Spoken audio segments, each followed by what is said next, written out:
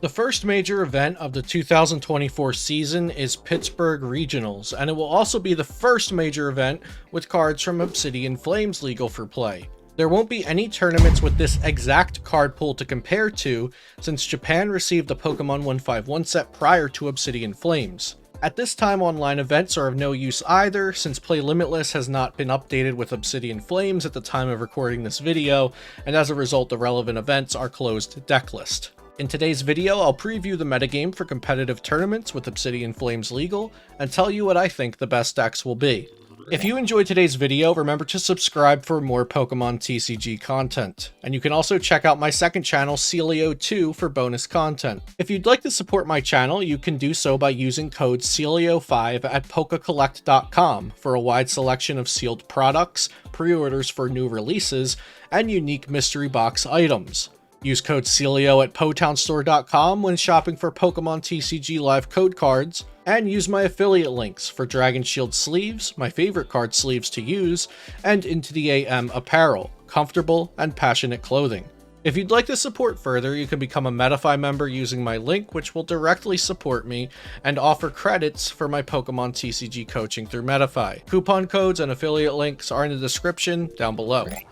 Fusion Strike Mew VMAX won the World Championships in the Masters Division, with Gardevoir EX, Lost Zone Giratina, and Turbo Lost Zone Box joining it in the top 8. All 4 of these deck archetypes are amongst the top decks in the format, both before and after the release of Obsidian Flames. Fusion Strike Mew VMAX was a popular pick for Worlds 2023, and it ended up being the most successful archetype in the Masters Division, placing 1st, 4th, and 5th, with several more placements in top 32. This variant of Mew VMAX Genesect includes Meloetta and sometimes Ice-Q as supplementary attackers to take full advantage of Fusion Strike energy and Alessa Sparkle. This archetype is good at just about everything. Meloetta is capable of attacking on turn 1, Mew VMAX and Meloetta can deal over 300 damage with Choice Belt and Power Tablets, Genesect V provides consistent draw power through the entire game, and the deck plays multiple ways to disrupt opponents, with Judge, Iono, Lost City,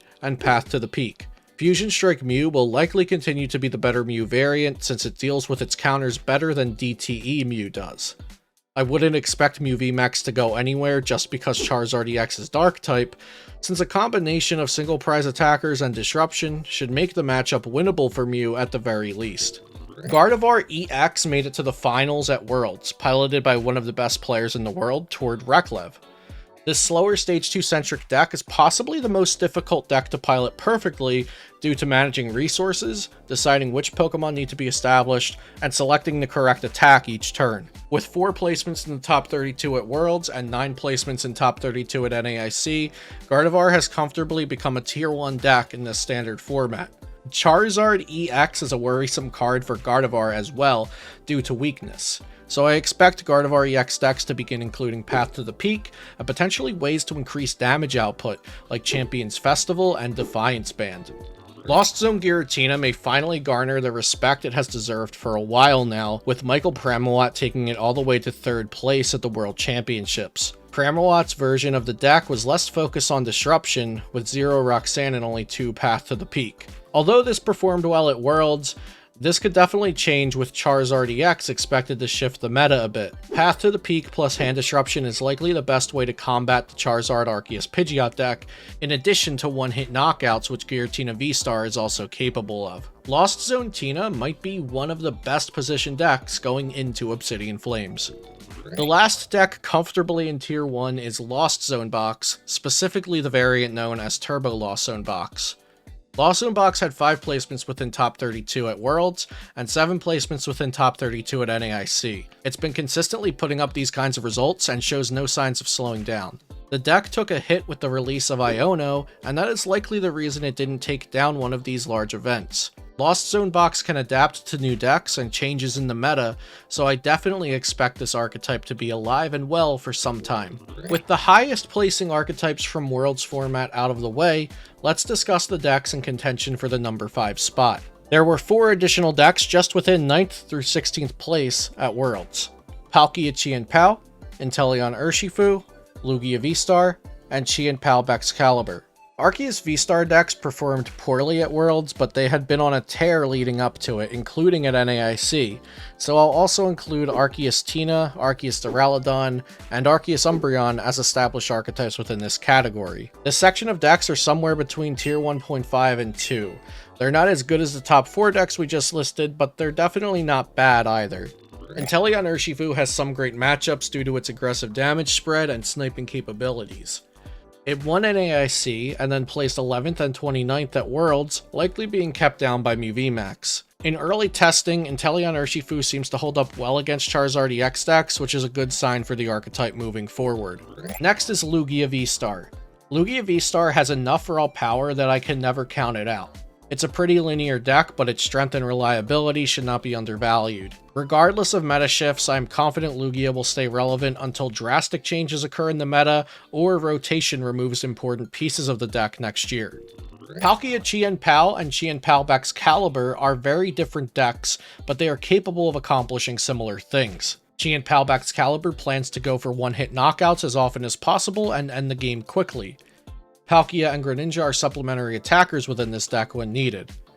In Palkia Chien-Pao, however, there is no Excalibur, so it's pretty impossible to chain one-hit knockouts on high HP Pokemon. The Palkia version makes up for its lower power ceiling with increased consistency and reliability throughout all stages of the game. I don't have a concrete answer as to which variant is better against Charizard EX decks at this time, but I'm inclined to say Chien-Pao Excalibur is the better variant for taking care of Charizard's high HP. Much like Lugia, I don't expect Arceus decks to ever fall out of meta relevancy until rotation takes the cards away. Arceus VSTAR is undeniably a strong card, both for utility and attacking, and has a lineup of strong partners such as Giratina VSTAR, Umbreon VMAX, and Flying Pikachu VMAX. I believe the VMAX variants will see a decrease in play, as they shouldn't perform well into Charizard EX decks, trading 3 prizes for only 2, but at similar HP. Arceus Giratina VSTAR is likely the best non-Charizard Arceus variant going into the Obsidian Flames metagame. With 9 archetypes covered, we now have Charizard EX. Charizard EX isn't legal for tournaments until August 25th, but it will immediately make its presence known, so this is very relevant for all levels of competitive play. The main Charizard EX archetype I expect to see is Charizard Arceus Pidgeot, which looks like this. Arceus VSTAR establishes Charizard and Pidgeot, and then Pidgeot is your engine for the rest of the game. Arceus and Pidgeot can lend themselves as alternative attackers when needed, but Charizard EX is the primary attacker for the deck. This deck will certainly suffer against Path to the Peak, which is why we will see some variants of the deck swap out either Arceus or Pidgeot for a line of Bibarel, which provides draw power regardless of Path to the Peak. I expect to see these 10 archetypes at League Challenges, Cups, Regionals, and beyond starting August 25th. To keep up with the competitive metagame, event results, and deck lists, subscribe here, and you can also follow the link in the description for the Pokemon event locator and website. Check out ways to support the channel in the description, like PokeCollect.com for pre-orders and mystery boxes. I'll see you next time here on Celio's Network.